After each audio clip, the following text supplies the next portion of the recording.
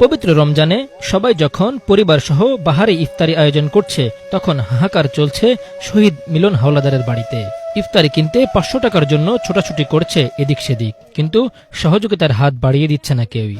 বৈষম্য বিরোধী ছাত্র আন্দোলনে গত 21 জুলাই ঢাকা চট্টগ্রাম রোড খানকা মসজিদের সামনে গুলিবিদ্ধ হয়ে মারা যান মিলন হাওলাদার। স্বামীর কথা মনে পড়লে এভাবেই অঝরে ঝরছে অশ্রু।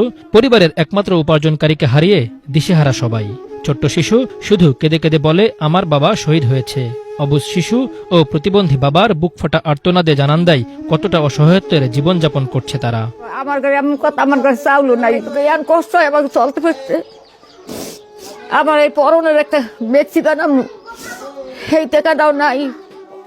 পটুয়াখালী দুমকি উপজেলার আঙ্গারিয়া ইউনিয়নের ঝাট্টা গ্রামের হোসেন মিয়ার ছেলে মিলন বাস করতেন নারায়ণগঞ্জের সিদ্ধিরগঞ্জ এলাকায়। পরিবারের সবার মুখে দুবেলা দুমুঠো খাবার তুলে দিতে মাছের ব্যবসা করতেন। সন্তানদের জন্য তাজা মাছ নিয়ে ফিরতে চেয়েছিলেন বাড়িতে, কিন্তু তার আগেই বুলেট কেড়ে নেয় তার জীবন। প্রতিবন্ধী বাবা, অসুস্থ মা ও স্ত্রী সন্তানের সামনে এখন অনিশ্চিত ভবিষ্যৎ। আমার বাবার পর আমার চোখের পানি ধরাইল, আমি কাঁদতে কাঁদতে পড়ে থাকি। অসল মানুষ কেউ আমার জিগাইল, ওরে বাবা, বাবার কথা বলে বলে আমি দলিয়ে আমার থাকিল। 2010 সালে মিলনের সাথে শাহনাজের পারিবারিকভাবে বিবাহ হয়।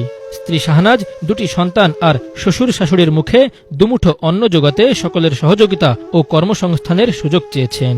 এত যে আদর করছে, বাবার কথা তো মনেও থাকবো না। হয়তো কোনোদিন আমরা বলবো যে আমার আদর করছে তোমার। মানুষের বাবারা যে সময় আদর করে আমার অনেক কষ্ট লাগে, যে আমার এই মেয়েটা কোনোদিন বলতে পারবো না যে আমার বাবা এমন আসছিল, আমার এমন আদর করছে। দুটো সন্তান নিয়ে আমি অসহায়।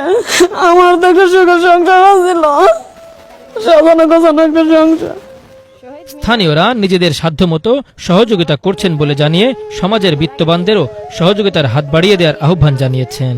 কামাইদের যদি না থাকে, যদি দুনিয়াতে চলে যায়, সংসার কিভাবে চলে? অসুস্থর পরে ছেলেটাই সংসার টানছে, মাটাও অসুস্থ।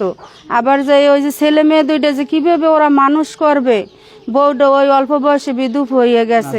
অন্তত একটা পরিবার, দুইটা বাচ্চা আছে, এই তার পরিবার আছে, তার বাবা প্রতিবন্ধী, মা আছে অসহায় অবস্থায়। এই তো সে কারণে তাদের যাতে একটু সুবিধা হয়, তারা যাতে একটু নিশ্চিন্তে থাকে। একটু মানুষ যদি নিশ্চিন্তে থাকে, তখন একটা মুসলমান হিসেবে তার দায় দায়িত্ব পালন করতে পারে। নতুন বাংলাদেশের পথ চলায় জীবন উৎসর্গকারীদের দিকে নজর দিবে সরকার, এমনটাই প্রত্যাশা স্থানীয়দের। Bangla vision news desk.